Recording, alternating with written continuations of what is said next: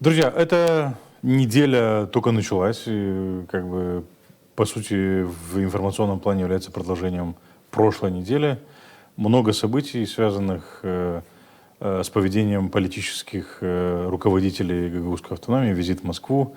Вот сегодня был представлен, можно сказать так, назвать так, отчет директора службы информации и безопасности Александра Мустяса о том, как в 2024-2025 году Россия попытается дестабилизировать ситуацию в Республике Молдова, используя в том числе и Гагаузию.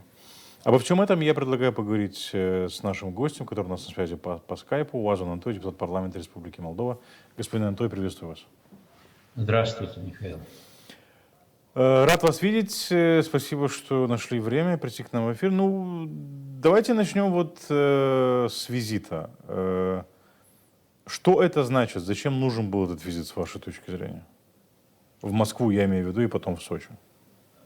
По уже состоявшейся традиции я начну с другого. Да. Может быть, вы к этому придете. Давайте попробуем. Я приду. Я не хочу, чтобы, обсуждая ситуацию в автономии, дела в автономии, мы исходили только из того, что кто-то поехал в Москву, кто-то залепил какую-то декларацию, кто-то. Меня лично обрадовал тот факт, что 1586 жителей Гагаузии записались на курсы изучения румынского языка. Да, я эту цифру сегодня видел, это, кстати, больше, чем в Бельцах. Что это говорит, с вашей точки зрения?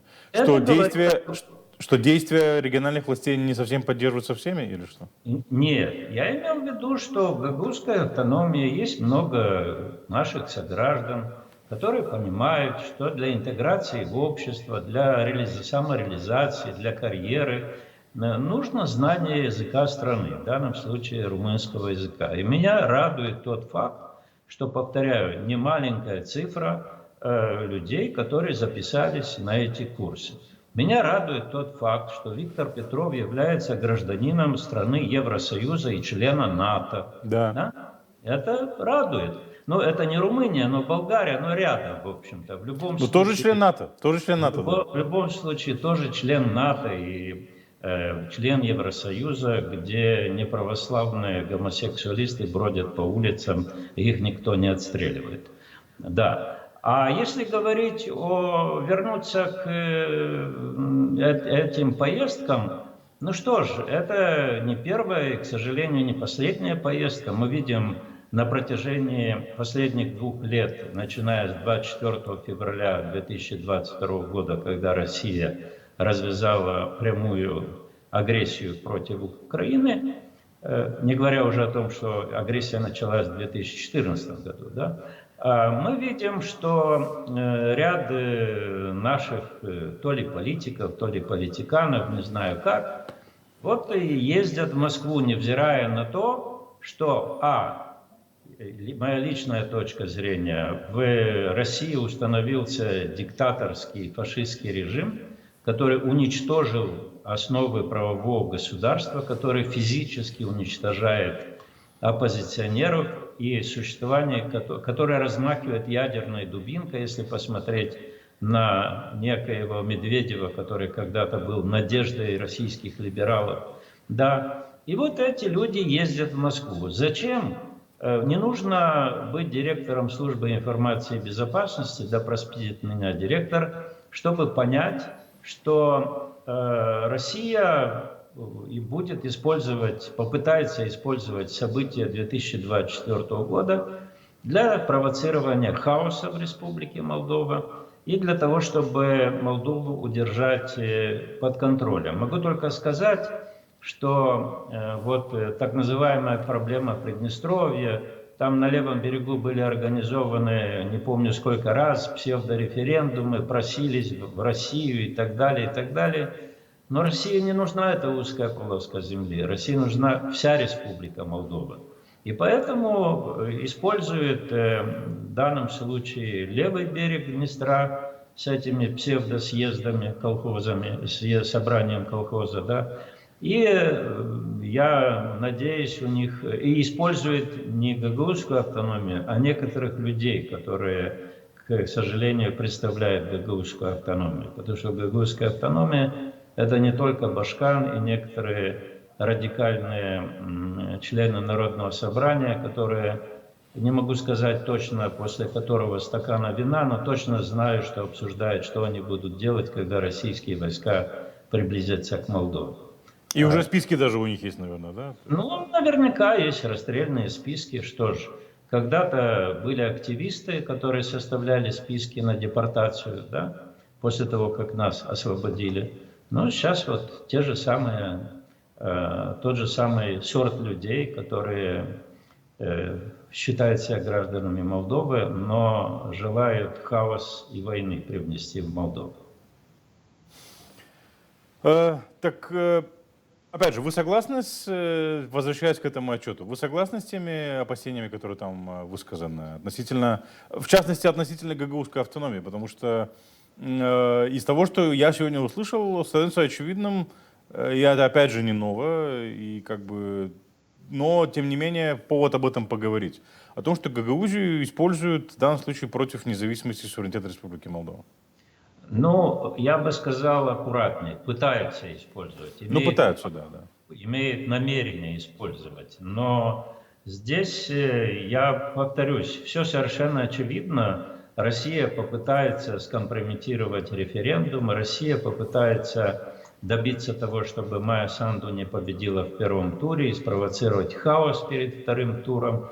И здесь, когда мы говорим о референдуме, конечно, надо ждать окончательных формулировок и так далее, и так далее. Я просто хотел бы сказать одну внятную вещь. Участие в референдуме – это шанс убежать от войны, шанс избежать войны, чтобы было понятно. То есть этот референдум, его, так сказать, достаточно серьезная поддержка среди граждан, это будет еще один символический шаг к обеспечению безопасности Республики Молдова. А если говорить о гагаузской автономии, когда я разговариваю со своими друзьями из гагаузской автономии, знакомыми, я им говорю то, что я думаю. Если наши сограждане из гагаузской автономии продемонстрируют достаточно хороший результат на этом референдуме, это будет сигнал к тому, что в гагаузской автономии есть люди, с которыми нужно поддерживать диалог. И это будет шаг к тому, чтобы преодолеть существующий раскол, который спровоцировали, скажем так, не будем вспоминать того же Шора и так далее, и так далее. Это будет шаг к взаимоуважительному диалогу и решению накопившихся проблем не путем переплевывания через забор, а посредством цивилизованного диалога. То есть для автономии, повторяю, два момента. Первый. Участие в референдуме – это снижение риска войны для Молдовы. Это шаг к миру и убежать от войны. И второе – голосование за европейскую интеграцию в гагаузской автономии. Я рассматриваю, это будет как позитивный месседж к тому, что диалог между автономией и центром возможен, нужен и есть на кого рассчитывать. Когда вы говорите продемонстрирует хороший результат, что вы имеете в виду? Каков результат можно воспринимать как хороший?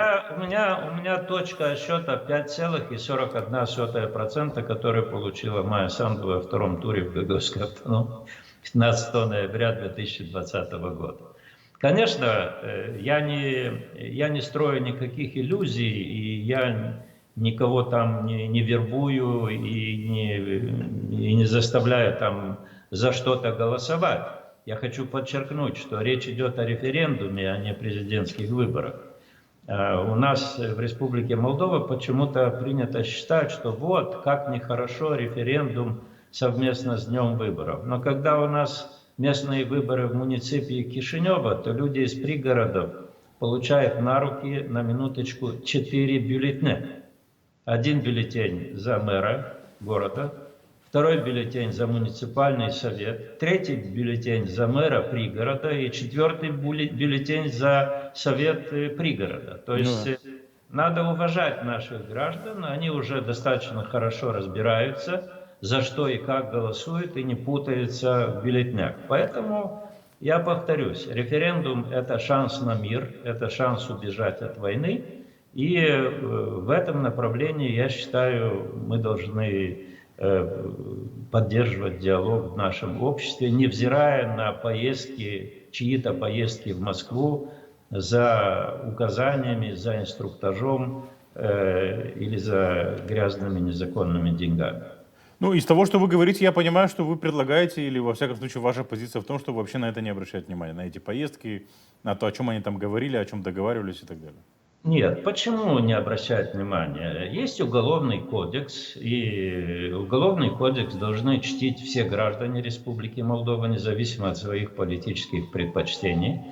Если кто-то сочтет возможным нарушать уголовный кодекс, то ли посредством незаконного финансирования политической деятельности, то ли призывами к сепаратизму и так далее, тогда должен быть применен закон.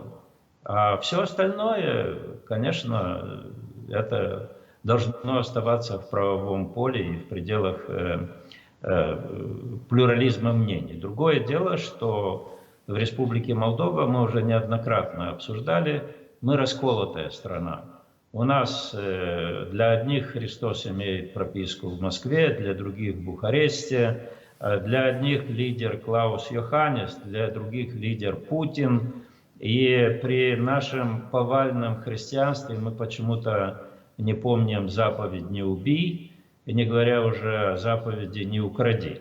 Потому что, да.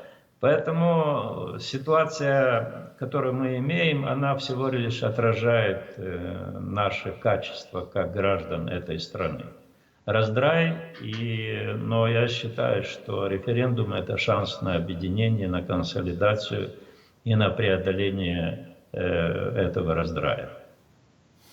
Но согласны ли вы с тем, что как бы их задача снизить явку, либо вообще запутать людей? Потому что из того, что мы видим из действий, ну плюс еще об этом говорится в отчете, да, СИБа. Ну, во-первых, мы еще не знаем конкретных параметров этого референдума, дата, формулировка и так далее, и так далее. И тот интервал времени, который остается, я как гражданин этой страны, в отличие от господина Петрова, у меня нет других паспортов, да?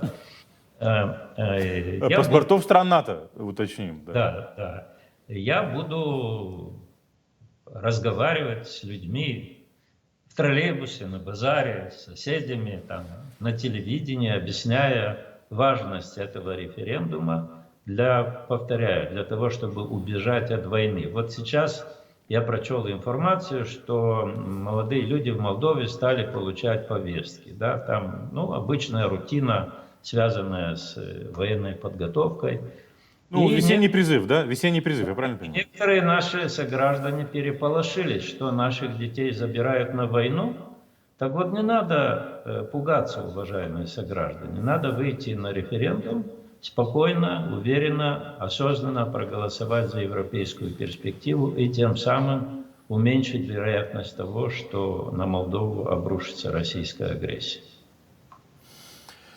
Господин Антой, сегодня Конституционный суд принял решение в пользу Гагаузии в вопросе НДС. Как вы это прокомментируете? Я буду комментировать после того, как прочту мотивированное решение с карандашиком в руке, посмотрю, что и как. Я видел некоторые комментарии, но я воздержусь по той простой причине, что я считаю, что решения Конституционного суда, они подлежат внимательному изучению, после того можно о чем-то говорить. Другое дело, что в моем общении с представителями, в том числе и международных структур, мы находим общий язык и понимание, но констатируем, что сегодня в гагаузской автономии не с кем обсуждать решение реальных проблем, которые существуют во взаимоотношениях между Кишиневым и Тирасполем. К сожалению. Вы имеете в виду, не с кем обсуждать, вы имеете в виду политическую силу, которая могла бы повлиять на процесс, или вообще людей? Не. Конечно, речь не идет о людях, но Понимаете, я был свидетелем тех времен, уже не таких романтических, когда Народный фронт созывал митинг на площади Великого национального собрания для того, чтобы обсуждать проект бюджета на следующий год. Да? Да. И некоторые вещи не обсуждаются на митингах, в том числе и возможные поправки в законодательство Молдовы или даже тот закон от 23 декабря 1994 года, который принципиально, фундаментально отличается от европейской модели автономии. Не хочу тут вдаваться в детали, потому что, я повторяю, некоторые вещи нужно обсуждать с людьми, которые умеют слушать и хотят прийти к какому-то нормальному решению. Если мы говорим уже о европейской перспективе Республики Молдова, то надо не только кричать, что мы применяем европейскую модель, но нужно действительно разобраться, каковы подходы в Европейском Союзе к защите прав различных меньшинств, этнических групп, и какую роль должна играть для этого автономия. А не, конечно, европейский опыт не предусматривает поездки в Москву или не знаю куда за инструкциями, как свергать нынешнюю власть в Молдове. Вы думаете, за этим поехали в Москву? А зачем? Москва слезам не верит. Москва убивает граждан Украины, хочет разрушить, уничтожить Украину и реализовать геноцид украинского народа. И, соответственно, под раздачу попадаем и мы. Ну вот господин Константинов заявил вчера, что Гагаузия пророссийская, и они не будут называть Россию агрессором. Это четкая демонстрация позиции в плане того, что поддерживается российская агрессия, или как вы это считаете? Нет, ну, у нас в Молдове сразу после 24 февраля 2022 года было несколько не очень умных деятелей, которые применяли термин СВО, специальная военная операция, да? И поддерживали публично тезис о денацификации Украины. Потом они поняли, что ситуация не совсем так развивается, как хотел путинский режим. Да? И они перешли к тактике замалчивания. Они не видят этой агрессии, они не видят жертв, они не видят преступлений, не видят разрушенных городов. Они забыли о том, что Молдова в 2008 году подписала, в 2010 году ратифицировала римский статус, и что тем самым Молдова обязалась задержать и передать Международному Гаагскому трибуналу некоего Владимира Путина. Да? То есть, если ты государственник, так будь до конца государственником, а не такими, как Дадон. Да, не к ночи будет сказано. Поэтому эта категория, которых я называю, ну, не будем называть Матвиенко, там, Валя полстакана, да, но... Ну, вы сразу, Валя стакан. Да, да. Поэтому эта категория людей, она старательно замалчивает российскую агрессию против Украины, и когда некто Константинов, на котором, по моему личному мнению, клейма негде ставить, говорит о аграрной продукции в России, так я хотел бы спросить господина Константинова, а индустриальный колледж в Камрате зачем построили? Берите сапу и вперед, в поле, что вы там, это самое, индустриальный колледж, IT-технологии, искусственный интеллект. Зачем для вашей молодежи индустриальный колледж? Сапу в руки и вперед, потому что это уровень Константинова. Это лжец, профессиональный, бессовестный, равно как и некоторые его сотоварищи из Народного собрания. Ну, когда, господин, буквально минуту, как бы, что делать до, скажем, до конца года, когда, очевидно, пройдут президентские выборы, да, и вполне возможно пройдет референдум, рамки которого еще не определены, но тем не менее, скорее, он пройдет, скорее всего, вместе с президентскими выборами. Я опять хочу подчеркнуть, так сказать, принципиальное размежевание. Президентские выборы – это просто и понятно. Будут кандидаты, народ будет выбирать президента. Я буду голосовать за Майю Санду, да? Нарушая тайну голоса. Не, ну, тайна голоса дает вам право сохранить тайну голоса, но если вы хотите ее нарушить, это ваше право. Да, но принципиальная моя позиция – это то, что референдум – это шанс на мир. И мы должны очень плотно разговаривать с людьми в Молдове, с нашими согражданами, для того, чтобы люди поняли вот этот фундаментальный выбор. Потому что здесь речь не идет о правящей партии или как зовут президента, это речь о войне и мире. Мы должны выбрать мир. Господин Антой, я благодарю, что вы пришли к нам в эфир, нашли время ответить на наши вопросы. Спасибо большое.